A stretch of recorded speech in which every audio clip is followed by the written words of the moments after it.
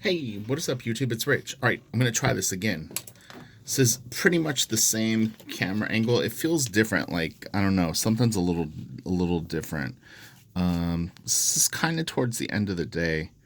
I've got maybe an hour left on my like work page, but this thing is calling me. So I'm gonna work on this for a little bit. This is kind of low res. I mean, you can't beggars can't be choosers, so to speak. So I mean, I just found this online. It was a decent size scan, good enough to ink off of. But I mean, it's definitely blurry. But I'm gonna do the eyes right now. I can see it. Usually, we'll go in and do the pupils, kind of like at the same time. So and this one I can't even see. I'm actually just drawing this on my own. It was just like there was a blue blur there, but I've kind of done these sort of squinty Clint Eastwood eyes a bunch of times. Well, in fact, on my VZA video, someone accused me of being a Jim Lee clone, which I found kind of funny. But it's like I don't think so. But I appreciate that you couldn't tell that I wasn't Jim Lee.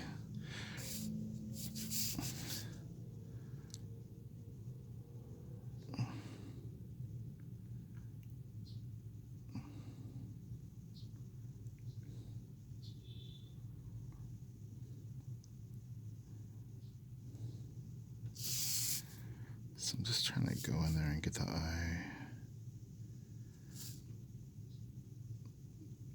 Let's see, where's his eyebrow? It's tricky to see. It really is like, and there's just all these little shapes. So again, someone actually asked me about this, and like literally like one of the videos that I posted earlier today. But yeah, I mean, if you can't see what a pencil is drawn, or you can't make it out, I mean, you have kind of two options, which is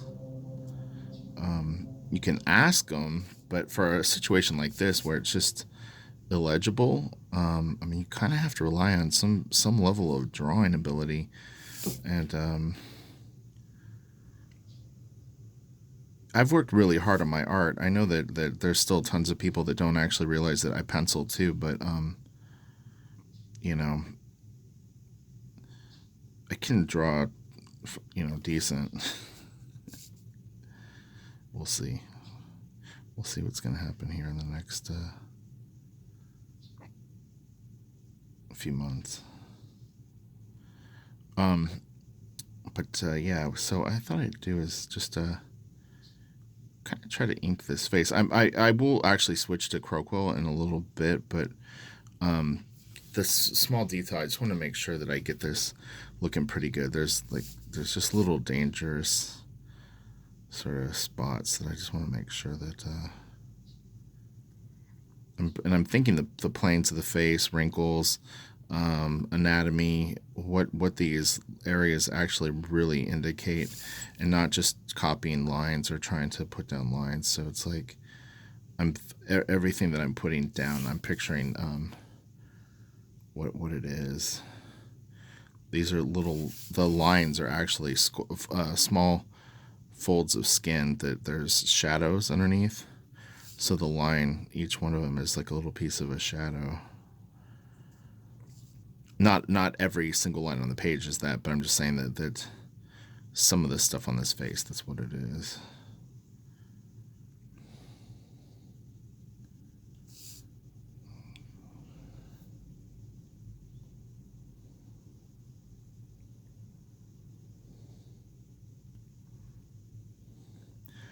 And this is a good, in terms of hyper detail, this face is about as detailed as you would ever really draw a face, to be honest. I mean, there's that much small detail. I mean, he's got like all the little cast shadows over here. I mean, he really did it by the numbers. It's like David and Mark Silvestri in particular can really put like a lot of small detail on faces. Travis Shrey too, though.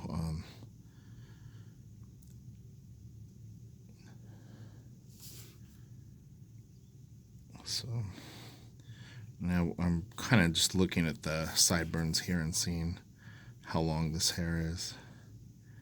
I'm gonna ink this part of the mouth. This is challenging. It's good though. I mean, because it's like, I don't know how clear it will actually look on camera in terms of, oh, this better not be blurry or I'll be pissed.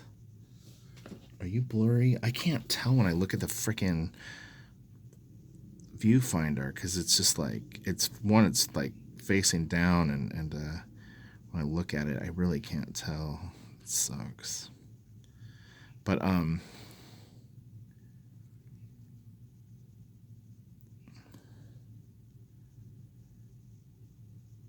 yeah, there's like all these little shapes that are almost impossible to really kind of tell what they look like or where they're going. So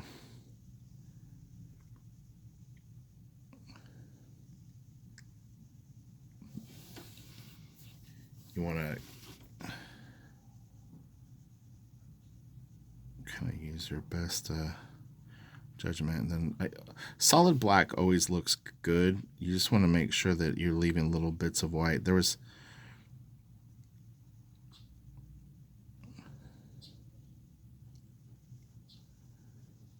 is actually, it's an interesting time of the day to work. It's funny because like my eyes,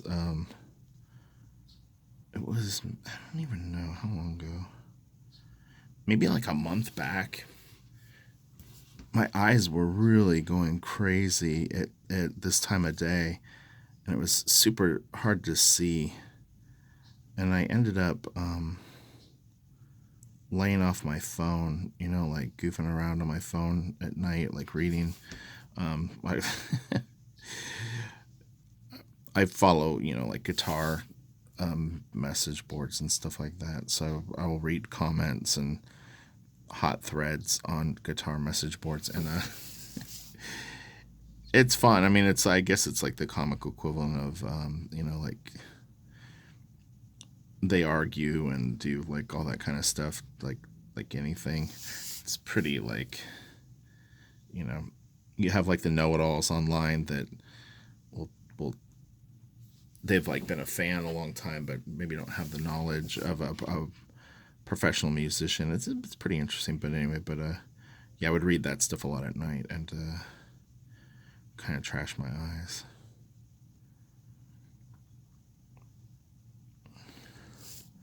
And again, what I find kind of helpful with this, and a little trick you can do is if you're doing blue lines, is when you go to print it out, print out one black and white copy of your piece that you can cross-reference back and forth to. So like if you can't see this, maybe if you print it in black and white and then a little tiny bit darker, that will help you sort of see what's going on. And obviously if you're doing it digitally, you can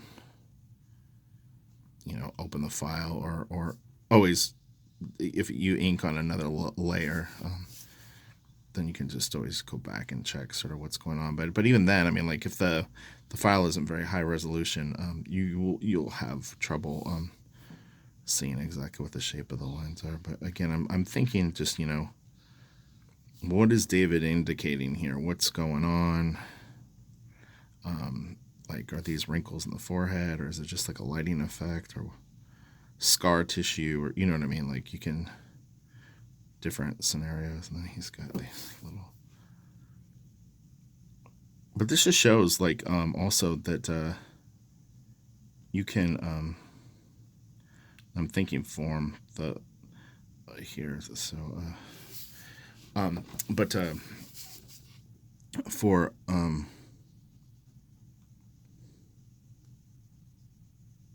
sorry, give me one sec.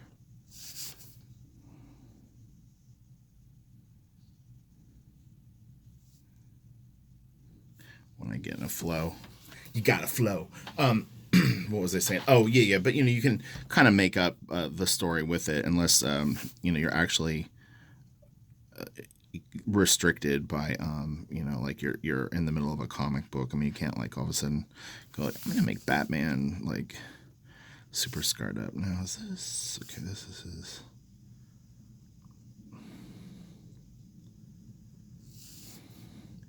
These aren't teeth. This is the bottom lip. And this detail is so small.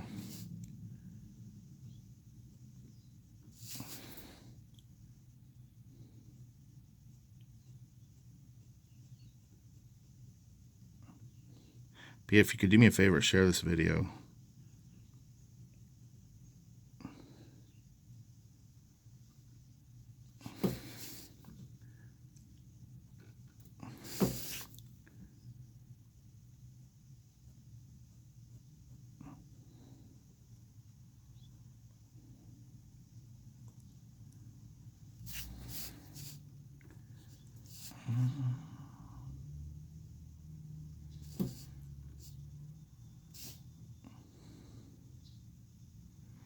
David's got his face, the stubble going a different direction. I'm gonna do it my way. I'm actually adding quite a bit more too, because this is my rendition of it, and I'm like really not.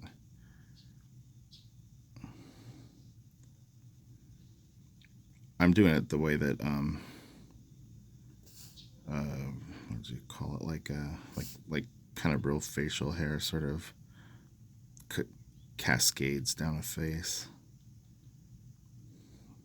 That looks good too. That looks really nice. Please be in focus. Fucking kill this thing if it's not.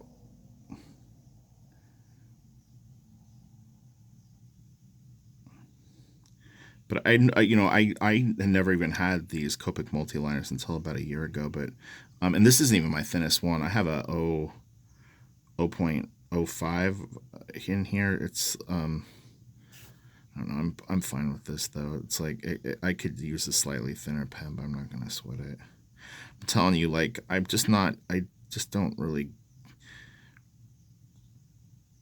What I like to just get tools that work and then just make them do what I want as much as possible. I mean, if a pen literally can't get the thickness of a line that I want, then I'll switch it. But I mean, generally speaking,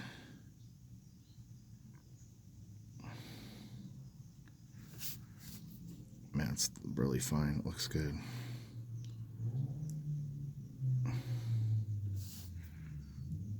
Like I said, I mean, and this is the art of inking. Okay, this isn't just an ink drawing, because a lot of what you see these days is just ink drawings, digitally inked, traditionally inked, and it's just there's ink on it.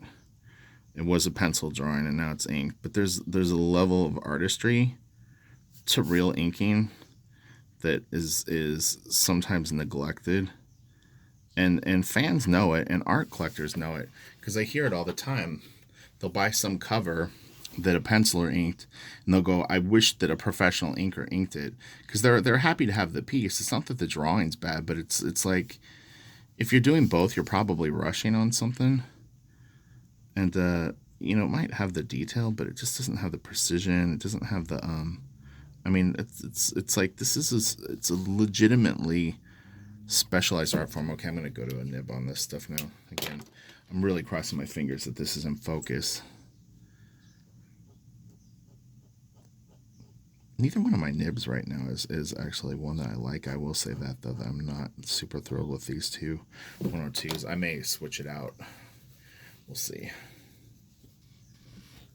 And this may be a multiple part video, or there may be parts that I have to edit out because of blurriness, because I can't have like 5 minutes of the video blurry. So I apologize if for some reason there's like a missing chunk, but you'll know why.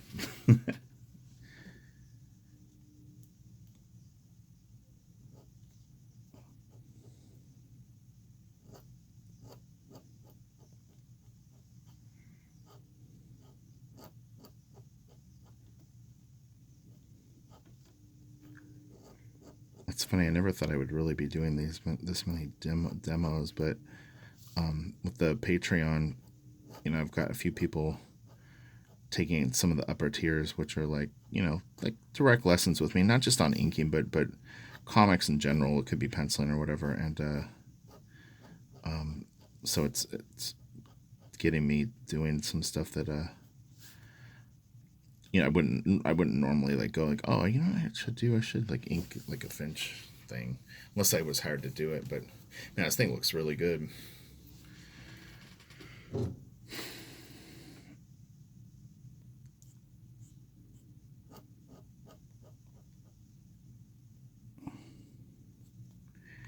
It's interesting like talking about this like right now. It's just kind of it reminded me of before I broke in, and like the desire to learn, and I've never really lost that, and I think that was why when I came to YouTube originally, like I really had a focus on kind of sharing information and kind of sharing like I don't see a divide between a professional and someone trying to break in, or even a fan. Like I've never really treated people differently, and more like like the way that people act, like that's what you do. And it's but yeah, I remember like getting like my first sample pages, and doing them, and some of them were pretty hard pieces. They gave me a couple of like Aaron Weisenfeld pieces that were really challenging to do. Was They're very detailed, they were super dark, so it was like there was a lot of detail, but it was hard to kind of make out. And then like it was Team 7 pages from the first issue, so they were just really like completely insane. He spent like a year, I think, on that book. So I mean the pages would take 2 or 3 days to ink. But I did the one page, I don't know how many times, at least two, maybe three. But each time it was like a little better, and I was just so determined to get like to a point where I was happy with the work. It wasn't so much about like getting work. I mean, I guess I you would hope that sort of that was the result, but yeah, the main thing was just like, oh, I wanted to get good, just so I would enjoy it. You know what I mean? Like where I'd be able to do a piece and be like, yes, that looks cool. It was funny too, is back then there was a lot of double page spreads. So when I first started,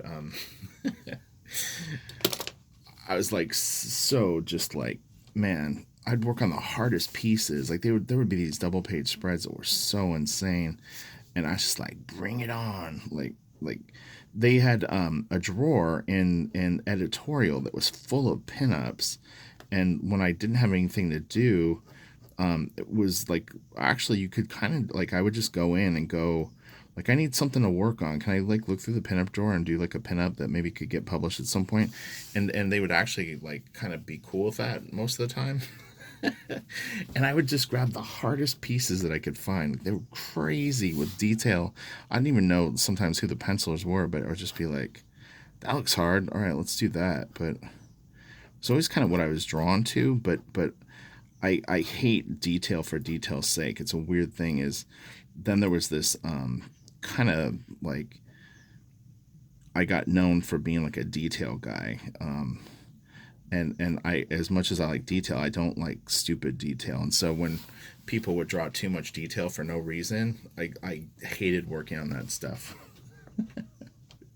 It's like wallpaper where it just wasn't even clear. Like I like detail where it mattered, where you could see things still clearly, where there was a great design to the pieces, and they might take a long time, but you knew ultimately when it was done, it was going to really look beautiful, and be like worth the time that you spent on it. And yeah, I would get just these like psycho artists that it wasn't exactly like that, and those I started trying to kind of avoid those jobs because with DC in particular, they had so many team books, and when team books, generally teams fight teams, so it would be like just these insane like fight pages that you couldn't even tell what was going on, and honestly at that point I just kind of was like, what is the point of even inking it? Just color it from the pencils, because it's not going to matter. You can't even look at it and see what's going on really. I'm sure you've seen pieces like that. It's just like your eye wants to look away because there's so much detail that you can't even relax on it. But a well designed spread, it can be great and have that many characters, but there's size relationship variation and things that really just make it look cool. David is pretty good at his layouts, honestly. I have to say that, like, I never really felt like you never feel like you're wasting time with his stuff.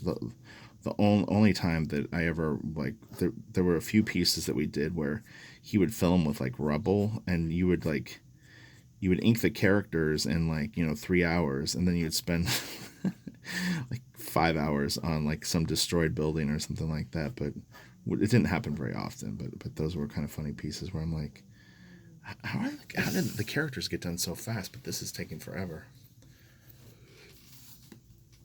So this is moving right along. Right now I'm just doing chunks of hair, I leave little gaps where I think they'll look cool. Try to get the nice flicky ends. You want the hair that's going into the scalp to have some nice things. This paper is a little mushy. It's like every time I have just a huge stack of paper under my desk, and I grab it out when I need paper to work on, and I don't always know what it's from.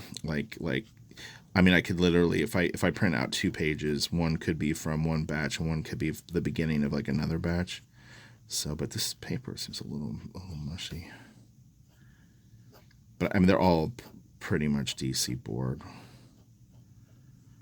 I do have some Fabriano paper, I think it's called, and I have some Strathmore, like those pads that you can buy like off Amazon. I don't remember where I bought them, but they sent them to us, so it's kind of older paper. But yeah, they sent like Wildstorm some for us to try it out. It was okay. It was not bad. So, getting some fancy hair on Wolvie. Oh man, I hope this is in focus. Please. Got a plane flying over. Could be a spy. So while there's a lot of paper